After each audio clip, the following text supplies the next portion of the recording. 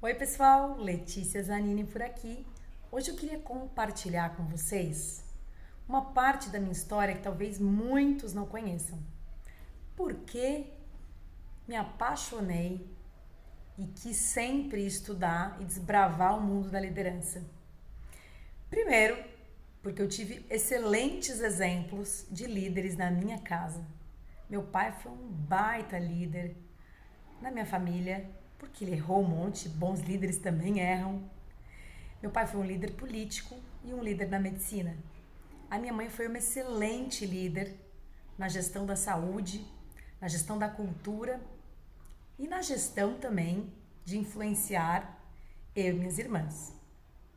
E aí muitas coisas sempre passaram pela minha cabeça.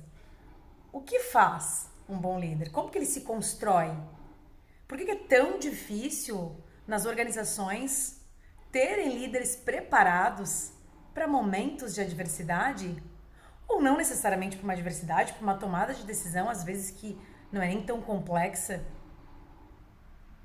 mas que muitas vezes a gente olha para o lado e não consegue identificar. Então, quando eu decidi ir para a psicologia, eu comecei a trilhar um caminho na psicologia organizacional, que estuda o comportamento dentro desse ambiente corporativo. E naturalmente eu comecei a ficar enviesada para esse tema. Então, eu tive algumas oportunidades de estar à frente de setores de desenvolvimento humano, RH, gestão de pessoas. E enquanto gestora de pessoas, eu vivi na pele essa dor. Como que a gente consegue preparar bons líderes? Como que a gente consegue contratar bons líderes? Onde estão esses bons líderes? E aí, quando eu já tinha a minha consultoria, eu pensei, por que não buscar uma solução para um problema que também é meu? E aí eu criei a Escola de Liderança e que com muito carinho, muita dedicação, muito estudo científico, tá, gente? Porque eu também vim da área acadêmica, eu fiz mestrado, fui professora universitária, sou professora hoje ainda em alguns cursos de pós. E aí eu digo isso porque muitos especialistas hoje falam muitas coisas e o grande desafio de bons líderes é também saber o que não ler. E então eu construí uma escola que pudesse permitir que os líderes olhassem para as suas interferências de uma maneira que não fosse se vitimizando e muito menos escondendo, mas escolhendo protagonizar uma liderança que fosse de fato fazer diferença na vida deles e na vida dos equipes que estão sobre a liderança dessas pessoas. E é claro que eu sempre comecei refletindo no meu processo de liderança. E eu já fui líder de pessoas dentro dessas organizações e aqui no meu negócio. E posso garantir para vocês que como líder eu errei muitas vezes. Mas sabe por que eu errei? Porque eu decidi tomar decisões. E não existem as decisões certas, existem decisões. As certas a gente categoriza quando os resultados são positivos. Mas bons líderes tomam decisões.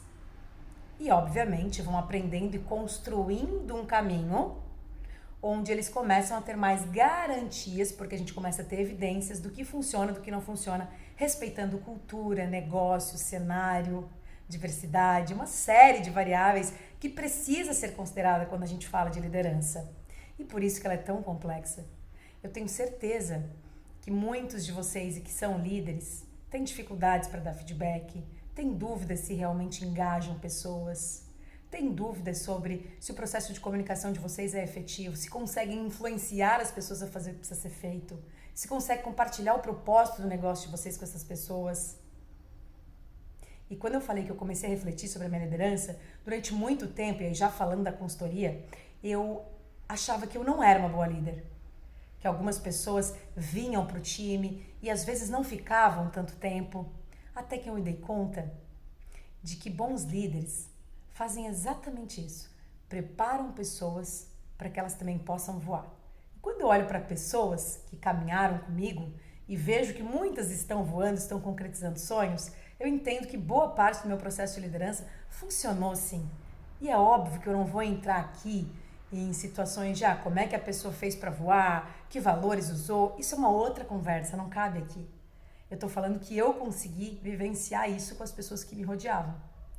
E que não existe segredo, não existe regras, não existe receita de bolo, existe metodologia, processo.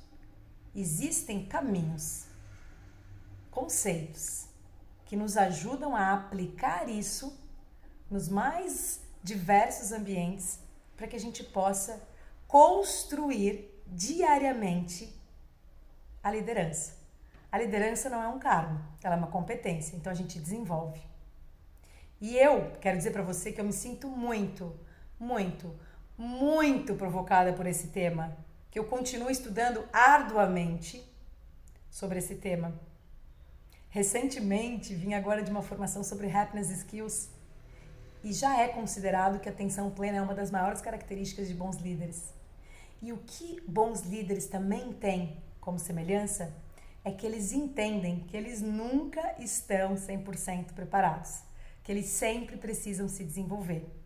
E a minha pergunta para você é: você, como líder da tua vida, do teu negócio, de pessoas, o quanto você realmente tem colocado energia, atenção para o teu desenvolvimento? E aí não vem com esse papinho de que a organização não promove treinamentos, de que você não tem tempo. Isso faz parte de uma escolha comportamental de vitimez. E bons líderes protagonizam, independente de Covid, independente da economia, independente do partido político, independente de várias coisas que a gente pode dizer que são reticências. Bons líderes conseguem florescer.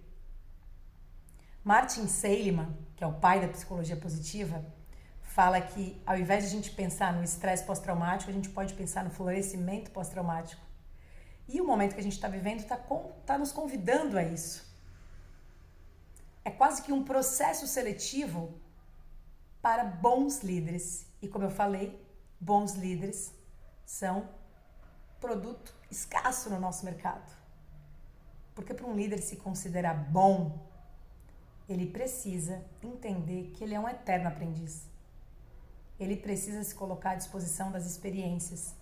Ele precisa saber quais são os potenciais que ele tem para usar esses potenciais nos processos do dia a dia. Ele precisa saber quais são as interferências que ele tem para poder minimizar essas interferências e conseguir, obviamente, ter melhores caminhos, né, nesse processo, nessa jornada que é a liderança. E eu queria compartilhar com você que essa escola que eu falei para você que eu fundei em 2014, ela existe, se chamava Smart, e a gente tem aí até porque não, estamos sendo provocados por esse momento e não sabemos se o nome vai permanecer esse, mas a gente sabe que a consistência, a segurança, a confiança e a qualidade da Smart ou de qualquer outro nome que venha a ter é a mesma. E que, para facilitar em tempos onde a gente não consegue estar fisicamente no mesmo lugar, ela vai se transformar, aliás, já estamos construindo, então ela está sendo transformada em um produto online. Então, se você estiver em outro país, em outro estado, em outra cidade, em outro bairro aqui da minha cidade também, você vai poder sim se preparar. Então entenda, a gente vive um momento de seleção coletiva. Não é o mais forte, é o que mais se prepara e o que mais está flexível para se colocar à disposição de tantas experiências que nós somos convidados diariamente. Vai ser muito bom ter você comigo nessa jornada. Um grande abraço.